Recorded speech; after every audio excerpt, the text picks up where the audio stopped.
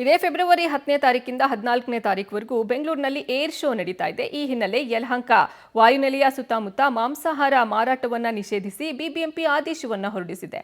ಆದರೆ ಈ ಆದೇಶಕ್ಕೆ ಹೋಟೆಲ್ ಅಸೋಸಿಯೇಷನ್ನಿಂದ ತೀವ್ರ ವಿರೋಧ ವ್ಯಕ್ತವಾಗ್ತಾ ಇದೆ. ಈ ಕುರಿತ ವರದಿ ಇಲ್ಲಿದೆ. ಏರ್ ಶೋ ಹಿನ್ನೆಲೆ 26 ದಿನ ಮಾಂಸಾಹಾರ ಮಾರಾಟ ಬ್ಯಾನ್. ಯಲಹಂಕ ಏರ್ಫೋರ್ಸ್ ಸ್ಟೇಷನ್ನಿಂದ 13 ಕಿಲೋಮೀಟರ್ವರೆಗೆ ನಿಷೇಧ.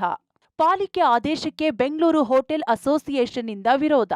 ಬೆಂಗಳೂರಿನ ಯಲಹಂಕ ಏರ್ಫೋರ್ಸ್ ಸ್ಟೇಷನ್ನಲ್ಲಿ ನಡೆಯುವ ಏರ್ ಶೋ ಅಂತಾರಾಷ್ಟ್ರೀಯ ಮಟ್ಟದಲ್ಲಿ ಹೆಸರುವಾಸಿಯಾಗಿದ್ದು ದೇಶದ ಸೇನಾ ಶಕ್ತಿಯ ಅನಾವರಣವಾಗಲಿದೆ. ಬರುವ ತಿಂಗಳು ಫೆಬ್ರವರಿ 10ರಿಂದ 14ರವರೆಗೆ ಏರ್ ಶೋ ನಡೆಯಲಿದೆ. ಈ ಹಿನ್ನೆಲೆಯಲ್ಲಿ ಏರ್ ಶೋ ಸುಗಮವಾಗಿ ನಡೆಸಲು ಹಕ್ಕಿಗಳ ವಲಸೆ ಉದ್ದೇಶದಿಂದ ಯಲಹಂಕ ಏರ್ಫೋರ್ಸ್ ಸ್ಟೇಷನ್ನಿಂದ 13 ಕಿಲೋಮೀಟರ್ನಲ್ಲಿ ಬರುವ ಎಲ್ಲ ಮಾಂಸ ಮಾರಾಟದ ಹೋಟೆಲ್ಗಳನ್ನು ಮುಚ್ಚಬೇಕು. ಹಾಗೆಯೇ ಈ ವ್ಯಾಪ್ತಿಯಲ್ಲಿ ಬರುವ ಎಲ್ಲ ಹೋಟೆಲ್ ಹಾಗೂ ಡಾಬಾಗಳಲ್ಲಿ ಮಾಂಸಾಹಾರ ತಯಾರಿಕೆ ಹಾಗೂ ಮಾರಾಟವನ್ನ 26 ದಿನ ಬಿಬಿಎಂಪಿ ನಿಷೇಧಿಸಿದೆ. ಜನವರಿ 26ರಿಂದ ಫೆಬ್ರವರಿ 17ರವರೆಗೂ ಮಾಂಸಾಹಾರ ಬ್ಯಾನ್ ಮಾಡಲಾಗಿದೆ. ಬಿಬಿಎಂಪಿಯ ಈ ಆದೇಶಕ್ಕೆ ಬೆಂಗಳೂರು ಹೋಟೆಲ್ ಸಂಘ ತೀವ್ರ ವಿರೋಧ ವ್ಯಕ್ತಪಡಿಸಿದೆ.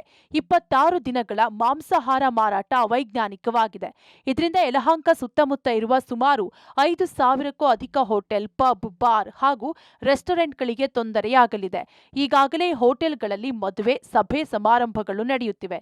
ಜೊತೆಗೆ ನೂರಾರು ರೂಂಗಳು ಬುಕ್ ಆಗಿದ್ದು ಮಾಂಸಾಹಾರ ನಿಷೇಧ ಆದೇಶದಿಂದ ಕೋಟ್ಯಾಂತರ ರೂಪಾಯಿ ನಷ್ಟವಾಗಲಿದೆ ಎಂದಿವೆ. ಇನ್ನು ಹೋಟೆಲ್ಗಳಿಂದ ಹಕ್ಕಿಗಳಿಗೆ ಆಹಾರ ಸಿಗಲ್ಲ.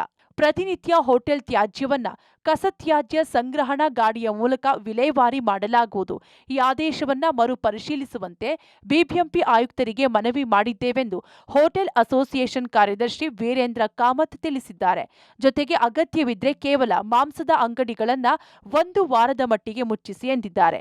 ಜನವರಿ 23ನೇ ತಾರೀಕಿಂದ ಫೆಬ್ರವರಿ 17ನೇ ತಾರೀಕುವರೆಗೂ ಆ ನಿಷೇಧನ ಮಾಡಬೇಕು ಅಂತ ಹೇಳ್ಬಿಟ್ಟು ಒಂದು ಆದೇಶ ಮಾಡಿದ್ದಾರೆ. ಅಂದರೆ 5,000ಕ್ಕಿಂತ ಜಾಸ್ತಿ ಹೋಟೆಲ್ಗಳು, ಪಬ್ಗಳು, ಬಾರ್ ಆ್ಯಂಡ್ ರೆಸ್ಟೋರೆಂಟ್ಗಳು ಇರೋದರಿಂದ ಹಲವಾರು ಹೋಟೆಲ್ ಉದ್ಯಮದಾರರಿಗೆ ನಷ್ಟ ಆಗ್ತಾ ಇದೆ. ಮತ್ತು ಇವತ್ತು ಕಸ ನಿರ್ವಹಣೆ ಭಾಳ ಅಚ್ಚುಕಟ್ಟಾಗಿ ನಡೀತಾ ಇದೆ.